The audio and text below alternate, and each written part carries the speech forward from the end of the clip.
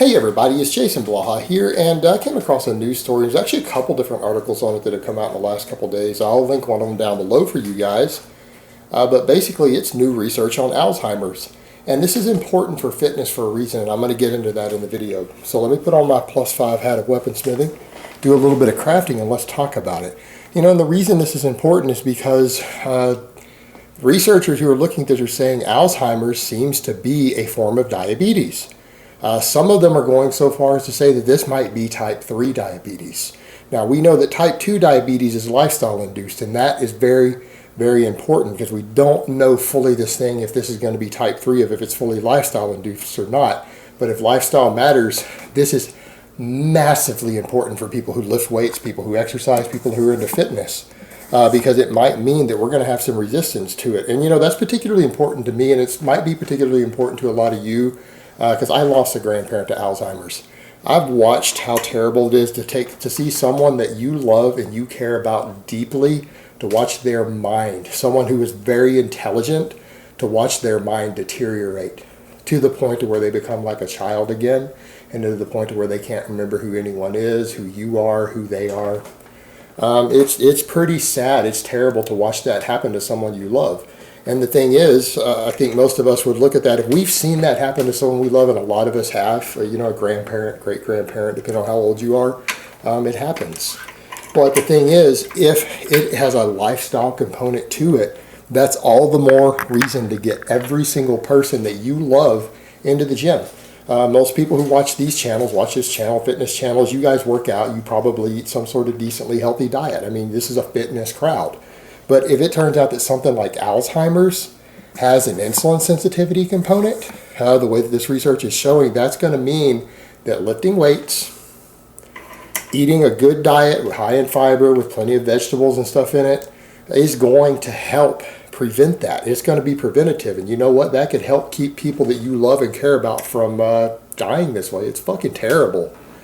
And so, I mean, if this is true, this means that we can prevent it, that there's preventative maintenance. Because look at the type 2 diabetes statistics with weightlifting. Anyone who lifts weights regularly, engages in resistance training, cuts their chances of getting diabetes by around 70%. All right, 70%. If this has a similar component to it, Alzheimer's does, that's also going to mean that lifting weights is going to help prevent Alzheimer's, or at the very least delay the onset of it. That's really, really good news for the fitness world, because this is one more thing we might be able to chalk up to and say, hey, if you guys lift weights, there's a good chance that your brain is not going to deteriorate when you're 60 or 70 the same way. So, I mean, this is, again, a case of a healthy body equals a healthy mind. I mean, again, fantastic news. Again, fantastic news. And the same thing, there's a diet component as well to insulin resistance. So, again, if you can get people, tell them, hey, if you lift weights and you cut out your refined sugars and your junk food and all the garbage that you're eating, it might help reduce your chance of Alzheimer's. All right, this is a fantastic thing. This is a positive thing. This is something that we need to look into. We need more research on so that we can determine these things. Because if it turns out that lifting weights and just avoiding processed sugars and reducing the junk food in your diet can stop you from getting Alzheimer's, that would be amazing. That would be an amazing breakthrough, because it means that people, all of us, those of you out there in this audience, it means that you're less likely to get this terrible disease, because it sucks. You don't want Alzheimer's any more than you want type 2 diabetes or cancers. And that's the thing that we know now at this point. Weightlifting helps with so many different medical conditions. It helps prevent them, that any person who wants to be healthy and doesn't want to die a terrible disease-ridden death early in their old age needs to be lifting weights. I mean, it cuts cancer rates by 50%. That is documented. That's understood. It doubles the survival rate of people who do get cancer who lift weights. Cuts diabetes rates by 70%. It reduces chances of heart attacks. You combine cardio with it, and this stuff increases even more so. So people who lift weights and do cardio, conditioning work, these numbers get even better. And then on top of that, you start eating an actually healthy, decent diet without eating a bunch of garbage and junk food. So that excludes the if it fits your macros, by the way, guys.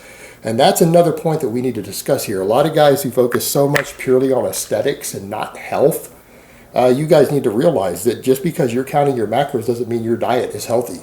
A lot of the guys who sit around eating Pop-Tarts and tons of junk food and everything and think just because it fits in their macros that it's healthy. No, just because it's helping with your body composition and you lose weight doing something doesn't mean it's a good idea.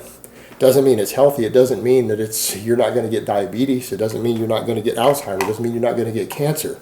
Your weight training is going to help with that, yes. It's going to help with that a lot. But if you're eating garbage all the time just because it fits your macros, you're still predisposing yourself to a lot of these medical conditions in the long term. The weightlifting is going to help, but your garbage diet is not. And that's something that people need to realize who are eating all this refined junk and just saying, well, a carb is a carb. Because they're like, well, even if I eat some vegetables and stuff so I don't get any dietary deficiencies, I take a multivitamin. That doesn't mean that you're not getting the negative insulin sensitivity issues from all the garbage you're eating. And that's something you guys need to keep in mind. If you're sitting around eating, 30% of your calories from ice cream every day or Pop-Tarts, you're still predisposing yourself to various insulin sensitivity problems. These are junk food. You're combining usually saturated fats or trans fats sometimes with a bunch of refined carbohydrates and table sugar. That is not a good idea for health. And if you care about conditions like this, yeah, your weight training is going to help, your activity is going to help a lot, but your diet needs to be on point as well. And that's a point that we can't ever let go when we talk about health and fitness. Too many guys focus too much purely on aesthetics and then call it fitness. And they shouldn't be calling it fitness. They should just call it aesthetics community, aesthetics lifestyle, not fitness. It has nothing to do with fitness. Fitness is about longevity, performance, athletic performance, fitness, and health. That all goes together. Your fitness is your health and your athleticism. Nothing to do with what you look like. For people who happen to look amazing, who do those things, that is a secondary benefit to it. It has nothing to do with their actual fitness itself, and that's a point oftentimes lost on this community. And the if it fits your macros crowd tends to fall right into that group sometimes. And yeah, I understand some of them say they eat a lot of vegetables, but they're still eating a lot of garbage too. And really, it could catch up with you in the long term. So when we start looking at new diseases like this that have an insulin sensitivity component, an insulin response component to it, like Alzheimer's, just like diabetes does, and it could actually, in fact, turn out to be a new form of diabetes. Again, that's not conclusive. This is what some of the researchers are saying, but they've got a long way to go to prove that's actually the case. But we'll see where that goes with that. But if it turns out to be that way, we very well might be able to add Alzheimer's to the list of medical conditions that weightlifting, overall fitness, and a good, balanced, healthy diet can help prevent. I mean, that's amazing because we're talking about a degenerative brain disorder, something that we don't normally think of in regards to physical fitness like that. But if there's a strong fitness component to it because of the insulin sensitivity issue, that's fantastic news. That is an amazing breakthrough. I mean, the idea that lifting weights could help keep your brain from degenerating when you get older, I can't think of better news for the fitness community.